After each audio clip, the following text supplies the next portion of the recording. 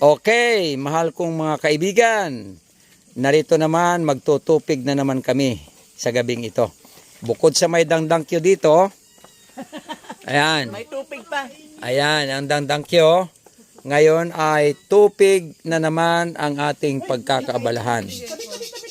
Okay, itong mga aso ay nakikisa. Mamaya na kayo. Yan, ito yung tinimpla ni Mrs. Paigaw.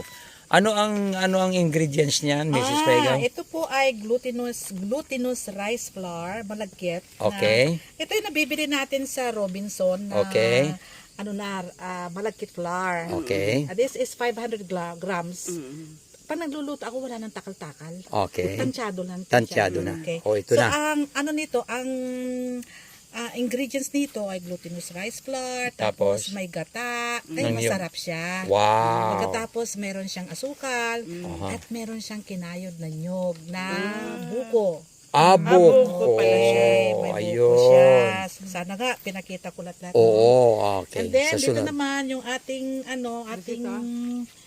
bisita na taga California. Sister Elsie, ayan. Ayan. Galing sa California, dumayo pa dito. Siya ngayon ang tagagayat. Siya ang magtutubig. Tagagayat ng dahon ng saging. Tagabalot. Si Manang Joy. Para ito ay hindi didikit yung ating tubig dito. Ay lalagyan natin ng ito na level up ito dairy cream. Direct. Pero pwede naman mantika. Okay. Kaya Sige. lang si Joy, sinusunan niya dito yung Para masarap. para masarap yung ganyan. Sister Joy, magkaway ka nga. Ay, yan ang muse ng Adventist Hospital. Ayan. Okay, ganito. Tingnan natin.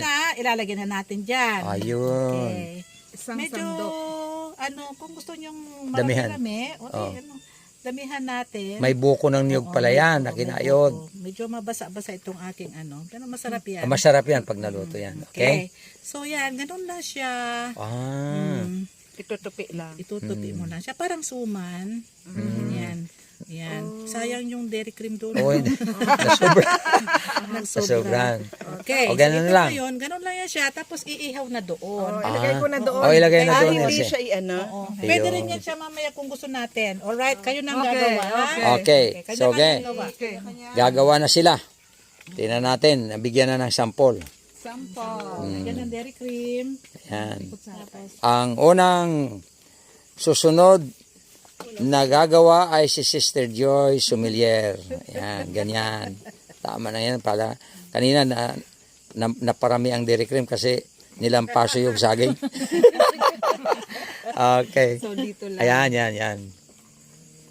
Ganon. Ay, ma'am, kung walang dairy cream, Mantika. Mantika. So, didikit lang. Di-level up lang natin. What is the use of mantika Wow. or dairy cream? Tingnan natin para itong hindi kay Joy.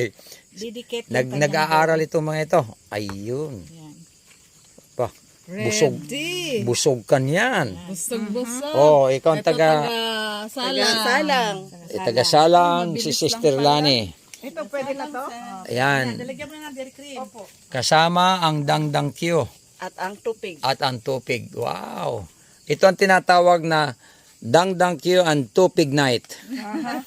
Ayan. Ayan, Sister Elcio, mayroon na rin. Oh. Ayan. Maganda itong gawain Oo. pag binatat dalaga. Oo.